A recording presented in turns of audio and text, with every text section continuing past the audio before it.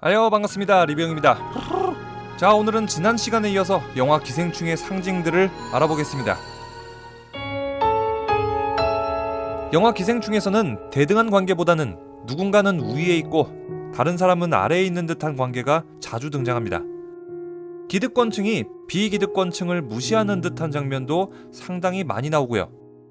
그리고 반대로 이런 기득권과 비기득권, 갑과 을의 관계가 전복되는 장면도 많이 나옵니다. 먼저 피자시대와 기택의 가족 관계인데요. 피자시대 사장은 일거리를 주는 갑, 기택의 가족은 알바생 을에 위치합니다. 피자시대 사장은 나이가 훨씬 어린데도 불구하고 가족들에게 알바비를 주고요. 썩은 표정으로 기택의 가족을 보면서 그럼 접다 만 거잖아요 지금. 넷 중 하나는 불량인 거지. 라면서 비아냥거리고 무시와 천대는 기본에 20대밖에 안 될 정도로 어려 보이는데 본인보다 훨씬 나이가 많은 어른들한테 은근한 반말도 섞어가면서 알바비를 깎겠다고 협박까지 하죠.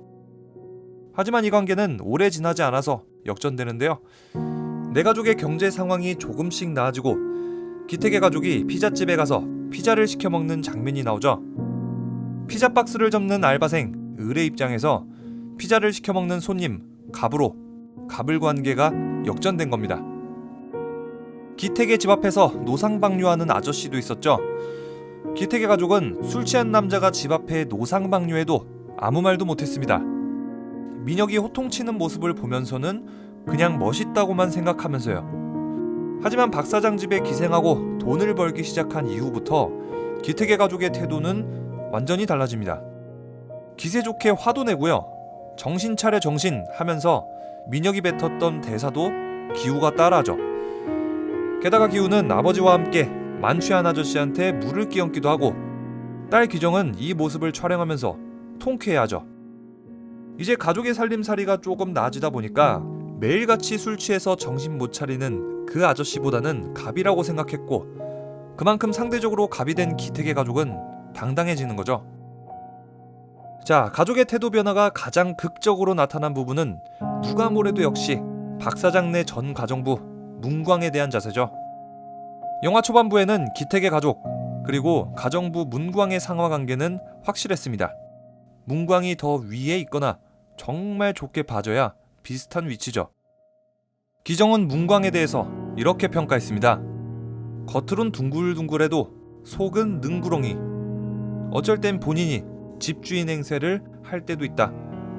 때문에 기택의 가족은 이 문광을 가장 경계했고 문광을 무시할 수도 없었습니다.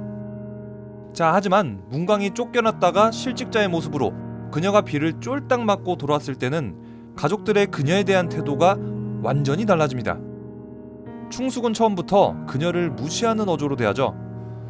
게다가 문광네 가족이 빚쟁이들에 시달리면서 도망다니고 그의 남편은 박 사장네 지하실에 숨어 사는 최하층민이라는 사실을 알고 나서는 나가라고 윽박지르고 경찰에 신고하겠다고 협박하면서 문광을 완전히 개무시하죠. 본인들이 조금이라도 우월하다는 느낌을 받자마자 일종의 갑질을 해댄 거죠.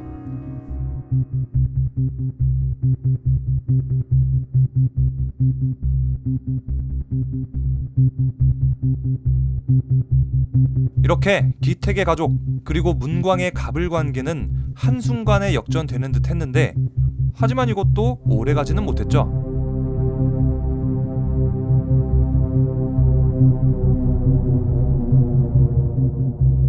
문광은 이 가족의 실체를 알아채자마자 그들을 개무시하기 시작합니다. 동영상을 보내겠다고 협박하면서 체벌하는 등등 완전히 하대하고 마치 노예 부리듯이 대하죠. 봉준호 감독은 이렇게 얘기했습니다. 인간에 대한 최소한의 존중, 그게 붕괴될 때 갑질이 생겨난다. 기생충에는 그 지점에 대한 아이러니한 상황들이 나온다. 세상을 살다 보면은 자기가 조금이라도 우월한 위치에 있다고 생각하면은 상대방을 깔아뭉개면서 본인의 지위를 확인하려고 하는 사람들 생각보다 정말 많은데요. 기택의 가족이 그런 사람들인 셈입니다.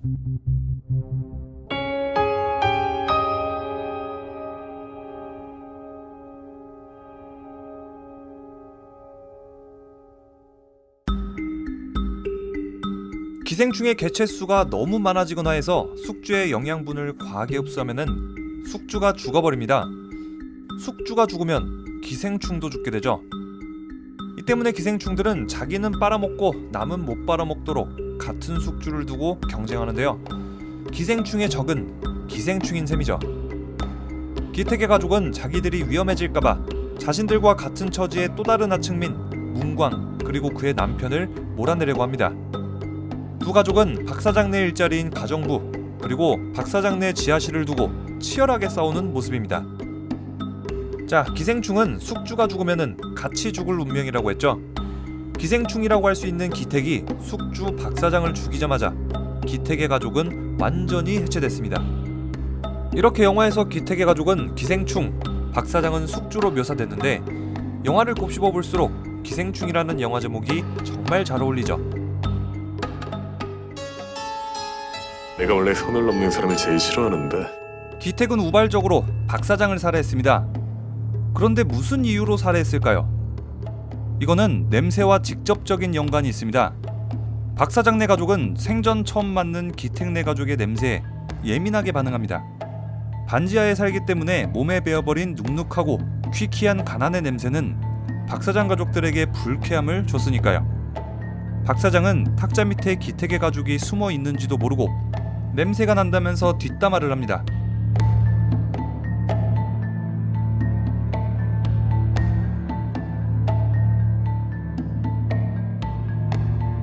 박사장의 아내는 차 안에서 코를 막더니 창문을 열기도 하죠. 아들의 생일 파티 날 기택이 선을 넘었을 때는 박사장은 노골적인 무시, 적대감을 표했습니다.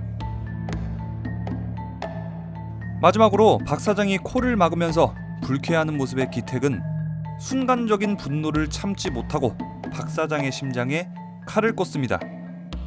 박사장의 적대감, 냄새에 대한 반응은 기택 자신이 정해놓은 선입니다. 박사장은 이 선을 넘었기 때문에 살해당했죠. 이 냄새에 대한 봉 감독님의 인터뷰입니다. 냄새는 사람들 간의 굉장히 사적인 영역 중 하나다. 냄새는 그 사람의 현실과 처지를 보여준다. 하루 종일 고된 노동을 하면 몸에서 땀 냄새가 나기 마련이고 서로의 냄새에 대해서는 예의상 잘 얘기하지 않는다. 그 인간에 대한 예의가 붕괴되는 순간에 대해서 다루고 있다. 박사장의 선도 한번 볼까요? 박사장은 기택의 앞에서는 항상 예의를 지켜가면서 그를 대하지만 사랑이라는 감정을 언급할 때마다 박사장은 불편함을 드러냈습니다. 아들의 생일 파티 때 같은 이유로 선을 넘었을 때도 기택을 무시했죠. 이 박사장의 선에 대한 봉준호 감독님의 인터뷰입니다. 사랑이라는 감정을 공유하는 행위는 명함을 공유하는 것과는 전혀 다른 차원의 내밀한 행동이다. 자, 이렇게 박사장은 기택을 그저 운전기사일 뿐이지 사랑이라는 자신의 감정을 공유할 대상으로는 보지 않았습니다. 박사장은 기택을 한 사람의 인격체가 아니라 그저 노동자 혹은 도구 취급했던 거죠.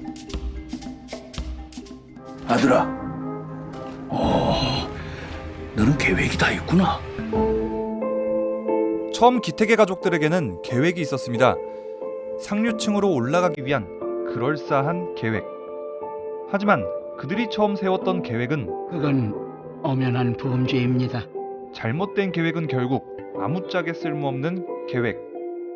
처음에는 계획대로 착착 돌아갔지만 초인종 소리 한 번에 모든 계획이 깨져버렸죠.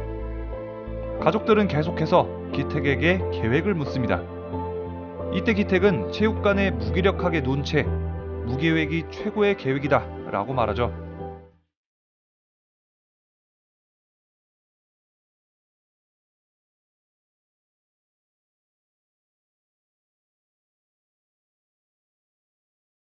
처음부터 실패자인 사람은 없습니다. 기택 역시 처음부터 무책임한 사람은 아니었을 겁니다. 기택은 나름대로 상류층으로 올라가기 위한 계획을 세웠습니다. 치킨집, 대만 카스테라, 대리운전과 발레 파킹까지. 하지만 발 한 번 잘못 디딘 탓에 최하층민으로 전락하죠. 기택은 아마도 계속되는 실패, 학습된 패배감으로 인해서 그렇게 변했을 겁니다. 상류층으로 올라가기 위해 기택은 사다리를 타고 오르지만 발 한 번 잘못 디디면 가장 밑바닥으로 추락하는 그런 운명인 거죠.